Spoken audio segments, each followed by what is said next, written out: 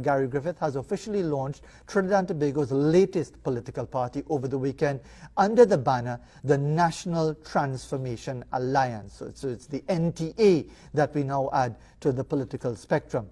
This comes after weeks of media interviews by Griffith outlining his intention to return to the world of politics and specifically an interest in the role of Prime Minister. He's targeted the constituency, Diego Martin West, of the existing Prime Minister, Dr. Keith Rowley, although Dr. Rowley mentioned, and of course we recall this very easily, when the election was won August 10, 2020, he said that this would be his swan song in the politics, but he was just re-elected leader of the People's National Movement to fulfill that requirement by the party. He was supposed to be joined by Gary Griffith. However, he is under the weather as we understand it, but we're hoping that we can get him later on in the week. We are instead joined by a businessman and a supporter of the party, Peter George, someone who's been very outspoken about matters in Trinidad and Tobago. He's been part of Arrive Alive, another organization advocating for good governance in Trinidad and Tobago. And certainly he is someone who can offer a perspective on what the National Transformation Alliance is all about. Peter George, very good morning to you. Thanks for joining us. Fazir, good morning. Eid Mubarak to you, although a bit delayed. Yes, well, the good thing is that there are 3 days of celebration officially, so it still qualifies, and the greeting is happily accepted in that regard. In fact, I suspect that in some countries in the world, depending on the time zones, they might actually be observing Eid today, or would have had it earlier today as well. All right, so let's talk about it. Why would you support another political entity that probably will split the votes even more and therefore ensure that the incumbents remain? Well, I think where we've reached now, Fazir, I think as citizens, we have kind of been forced into a corner where we have to make political choices now, right? In the past, I mean, let's say in the 80s, 90s, and probably the early parts of 2000, the choices weren't as critical as they are now, you know? So our obeisance and the apathy back then didn't spawn the type of consequences that there are now. I think never before in our history have our, political choices been as important as they are now for the, to ensure essentially what is the continuity of our society the way that we want it to be. I think we've reached a nexus, and I know you and I have had this discussion several times in the last decade on the show. We've reached a nexus now where, as citizens, we really need to get involved. We could no longer sit on the sidelines because the decisions that are being made, are so very important now. And to leave these, decisions squarely in the hands of the politicians, is not something that I think, is going to get us out of the situation that we're in. So I think now more than ever, I think all citizens have to take, take a stand and take a side and start making decisions that they believe, can get the country to where they think it needs to be. So we can no longer, just be, like I said, be pliant and obedient and leave the running of the country strictly in the hands of the politicians. But Peter George, before we talk about why the NTA could be a viable option, you mentioned this being probably the most significant time in our history for another option, a more viable option. But let's look at history. The ONR, the Organization for National Reconstruction, got 90,000 votes, but not a single seat. The COP, the Congress of the People, got 140,000 votes. The ONR in 1981, the COP in 2007, got 140,000 votes, but not a single seat. And that's why I framed my initial question, in the sense that while there will be, and there continues to be, that disenfranchised segment of our population, as far as the PNM or the UNC, when they do vote, when they do put their trust in a political entity, the structure of our politics guarantees that it's either one of the red or the yellow. Well, I think change is dynamic, and I think if we hold on to that premise, then will things ever change, right? And I would put it to you, and I was a young boy in the days of the ONR with Carl Hudson Phillips, but certainly seeing what happened with the COP in 2007, And there's something in psychology called delayed gratification. And the point is, obviously it's all conjecture now, but had the COP stood their ground and stayed on their course after 2007 and not been essentially seduced into this exact concept that, you're going to continue getting votes without seats and not join the People's Partnership in 2010, one could argue that in 2015, the COP would most likely have won the election. Now, again, that is all, like I said, conjecture and history, so we don't know. But if we continue on this path, that we are not going to have any type of meaningful political change simply because of the polarization within the politics, then that's going to be a far greater challenge for us going forward, and the consequences are going to be far greater. So I think the time has come to put that beside us, put the whole, the polarization along the lines of race, because that's really what separates our politics. I mean, there's no red state, blue state, there's no left and right in Trinidad. It's simply the only thing that separates us politically is race, because there is fundamentally no difference between either the two major parties. So we have to put that beside us, Fazir, if we're thinking of moving forward and getting the country on track, especially considering the other challenges that we're dealing with. So I agree with you as far as how the political superstructure is, but I think once there is a coherent, congruent message, I think you can start seeing those walls fall down. But do you think the leader of the NTA is the person to provide that coherence? Because he's often been ridiculed as someone who flies off the handle to the slightest provocation, and therefore he lacks that gravitas and that appreciation of what is required to have any significant officers. Some have questioned, many have questioned his suitability for Commissioner of Police, far less a Prime Minister of the country. Well, I mean, they're always going to be naysayers, and I mean, the point is, I support you till I don't support you anymore, or I love you till I don't love you anymore, and it's that simple. But I think when you look at it, when you look at the framework, and I sum it up into 3 or 4 categories. One, I believe that he is electable. 2, I believe that he has a track record of success. I mean, if you recall, I mean, this is demonstrable numbers that he took the public trust in the police service from, I think, 14 or 15 or 16% up to 55%, right? And this is an archaic institution within our country that has been born and bred out of nepotism and interconnectivity and privilege and access. He got the public trust in the police to 55%. I think he is imperfect, like we all are, but he certainly is well intended.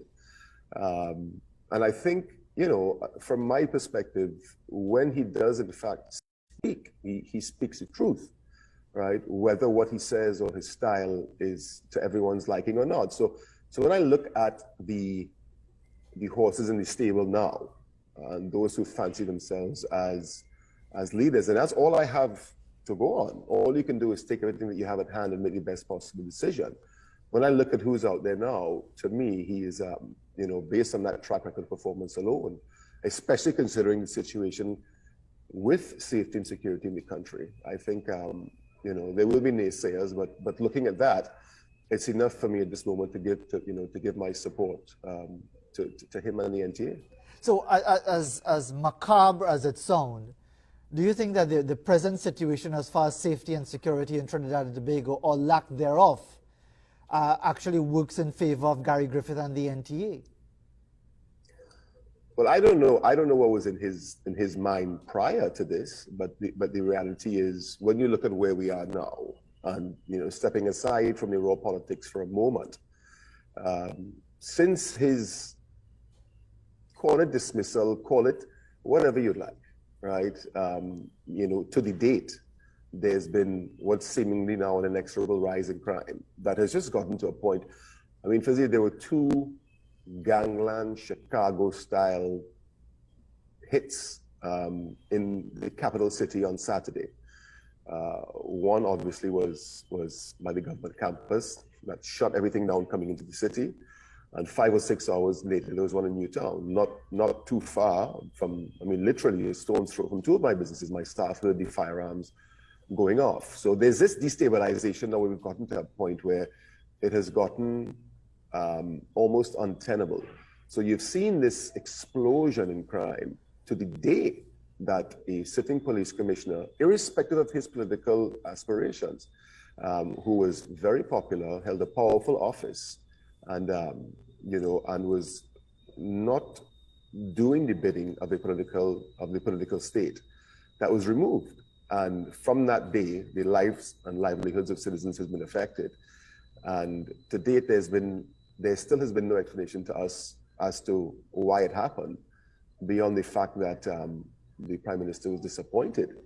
So ask yourself the question, in the framework that you just asked me, with regards to the temperature of the country now, that alone gives you pause, and you tell yourself based on that track record alone. But we have gotten to a stage now where it's unambiguous. You can't argue the fact that from when the police commissioner was removed, crime has taken an inexorable upward trajectory, and we don't know what is being put in place for that to change. So that alone is testimony to the society now. And with so many different elements to our discussion, and indeed there's a bit of wobbling in the connection a little bit, but we're getting the gist of what you're saying, that last comment. But generally, Peter George, obviously crime, safety, security are fundamental elements when we talk about the state of Trinidad and Tobago right now. But you're a businessman, you've lamented this government's handling of the COVID-19 situation from a business point of view. Is it that, and forgive the cynicism, that you expect as a businessman to benefit directly if the NTA were to come into office? Well, I, as a businessman or as a citizen, will benefit from any entity that comes into office that takes the country onto the right path. Remember, I have, 1,000+ people that work with me, right? And those people depend on me and on a daily basis. I mean, and that dependence stretches beyond a commercial relationship. They depend on me to form alliances and support measures that will improve the country.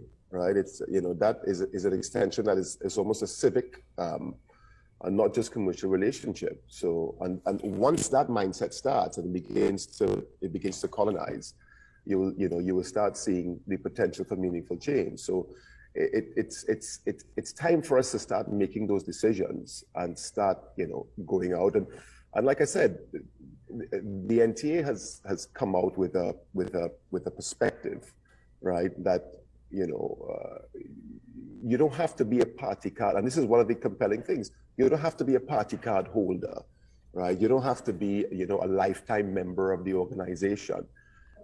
He has basically said, and I think he has said this publicly, that if you're a citizen of this country and you have something to contribute, you can simply be a supporter, and we want to hear what you have to say, and we want to get your input, right? So it kind of moves away from the very stoic, mindset of the past into more of a decentralized and frictionless approach where, a person, specifically a young person, might say, you'll get my support. I will give you my ideas. I might even give you my vote, but I'm not necessarily going to be a party card toting individual or someone that necessarily comes to rallies or signs up, right? So that decentralized approach also, I think, is more fitting to the time that we're in now. So I think in many regards, yes, but direct benefit, the country has to begin looking beyond direct benefit, because you look around us, Fazir, and we need an environment that is, first of all, safe and secure. That is a government, as you just said, a government's fundamental responsibility. It's the safety and security of its citizens. And for that point, that framework alone, we need to get this country back on track. I need to get this country back on track pretty soon. And as a final thought, and I know probably we could have spent more time as to the state of the nation right now, but ultimately, Peter George, at the end of the day, and it's not unique to us because it's all over the world, whether it's a Boris Johnson, whether it's a Donald Trump or whatever, politics is about personality. You talked about the fact that the NTA has said that all views are welcome. But is that really true? Because if you look at the style of a Gary Griffith as Commissioner of Police, and I mentioned it earlier in our discourse, that he would have publicly rubbished anybody who had a different view, a so-called political scientist, so-called this, that, and the other. So can we really envision a Gary Griffith who will happily accept a view within his own organization called the NTA, where someone is at variance with his position and he doesn't insult them? Well, I mean, I think the point is, I mean, those exchanges in the last 4 or 5 months that I've looked on as a private citizen. I mean, listen, it's all part of the political environment. It's become toxic. It's become polluted. It is not dealing with the issues, but you know, having these arguments and these fights back and forth. That has been present in our politics for decades. I mean, obviously that needs to change. Individual personalities are individual personalities, and at the end of the day, the electorate will decide, you know, who is going to populate that share. But you know, I think his history, I think his military training. I mean, you can look at U.S. presidents that had military training and those that didn't. I mean, the point is, individual styles are individual styles. I am not one that has been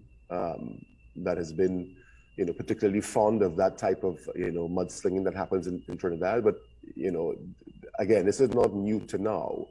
I think it would be wise to stay away from it and differentiate yourself that way.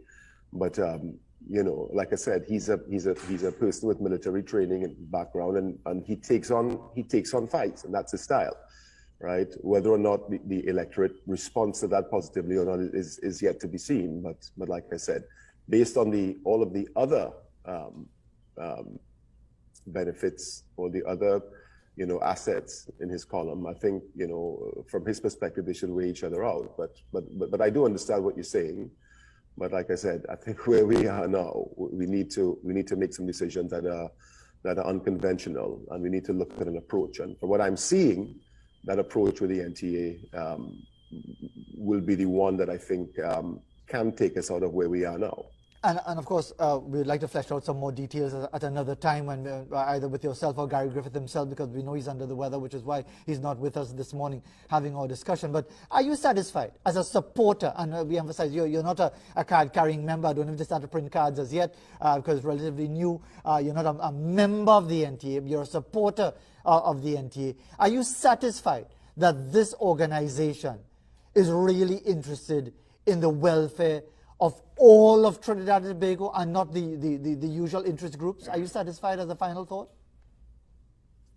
Well, yes. Otherwise, I wouldn't have agreed to come on. I mean, you know, from my perspective, it has to be about changing the conversation to the strategic direction of the country, because for the country has never had one, right? Bringing an integrated strategy for national development and transformation is critical, right, for everyone, so that every single citizen can benefit. You know, and the time has come for us to publicly declare, and collectively as a society, that I take responsibility for the future of this country, right? I take responsibility for changing the path of the country. I take responsibility for providing that spark for change. So I think you know, based on what we have seen, and based on the decisions that the party takes from here on in, and you know, focusing on a comprehensive and inclusive strategic roadmap for the transformation of the country, which we have never seen before. I mean, other political parties have come and gone and promised the same. You mentioned some of them earlier on in the show, and you get the feeling that they are about you know, the same type of politics and more exchange, not change. So I think from what I have seen thus far, and I think obviously when the commissioner comes on himself and speaks about this, and we'll see where the party goes from here. But my head is buried, and my support will be in creating, we've already begun to build a team, that integrated, comprehensive, strategic roadmap for the transformation of this country, right? And I think with that, and once that message becomes clear, I think you start to see support broaden, because we have not seen that before. So far, yes, that you know, my feelings are positive on that. Peter George, we want to thank you very much indeed for taking the time to be with us this morning to offer a perspective on the National Transformation Alliance. And indeed, we are waiting to hear from Gary Griffith himself, and hopefully he'll recover later on in the week. We could get his perspective as the leader of this new political organization. Thanks very much for taking the time. Okay, thank you. You're more than welcome. Peter George, a businessman and a supporter of the new political entity known as the NTA.